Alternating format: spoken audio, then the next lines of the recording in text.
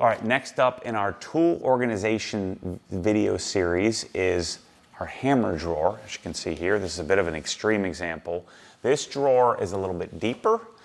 So this drawer is 4.5 tall internal. It's 24 inches deep, 56 inches, 55 and change wide, and I'm putting roughly 30 hammers in here. But before I get into that, you should probably check out the rest of the series. Make sure to go watch the initial video where we talk about all the different parts and pieces. Don't let ToolGrid gridlock you. It's not as complicated as it seems, especially if you break it down by drawer.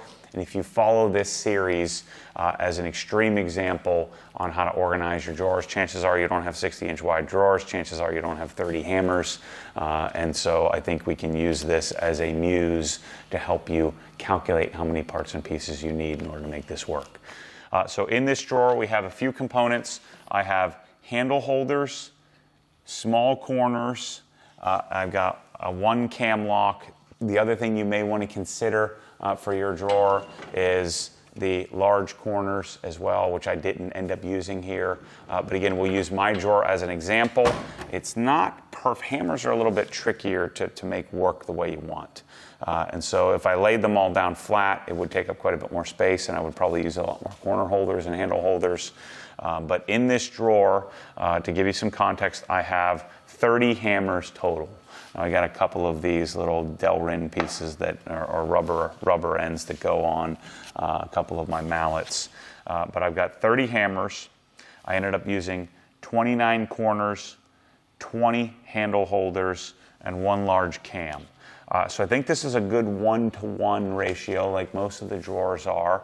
And so depending on how you're going to lay out your drawer, choose whichever format you're going to use. If you're going to do large cams, if you're going to do the large cams, large corners, I would just do one of each. And so as this drawer sits, your ordering formula, if you're going to set it up very similarly to the way I did, which I don't know this is ideal for hammers. I actually think it might be better to do the large cams and kind of do it in a fork style where it kind of holds all the handles together.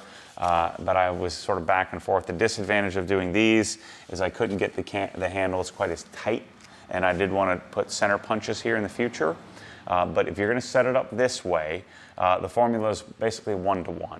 So I have 29 corners, 20 handle holders, and so what I would recommend you order, I would order, if I have 30 hammers, I would order 30 regular corners and 30 handle holders. And that would satisfy your ability to organize and organize with enough pieces.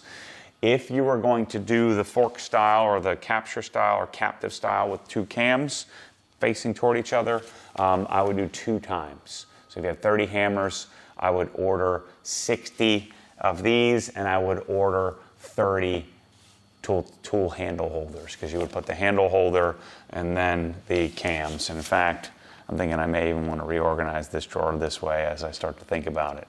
It's a little bit more expensive proposition because these cams I think are a little more expensive than some of the others, but that would be an alternative method.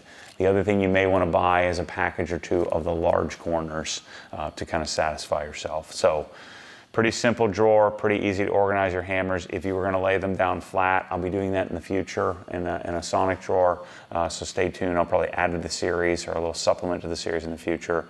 But if you're going to lay down the hammers, you would lay it down like this one here, where you take a couple of corners and a handle holder and you lay it down flat. So a good formula would be if you're going to lay them flat, or if you're going to use the cams, take however many hammers you have and multiply it by 2. So it's 1 times if you're going to order it the way that I set it up. If it's 2 times if you're going to set it up where they're either flat or done with the captive cam. So pretty simple formula. Anyway, thanks for watching. If you're going to do hammers, you can always hit us up. We'll be happy to help you think about this project. Hit up matt@obsessgarage.com or support@obsessgarage.com. We'd be happy to help you think through what you might need with ToolGrid. I would urge you, it's great to buy extra, put it in a bucket, put it in a container, throw it in the back of one of your cabinets. You'll use it in the future as you acquire more tools. Thanks for watching. Always appreciate your support. Go to obsessgarage.com for all your organization needs.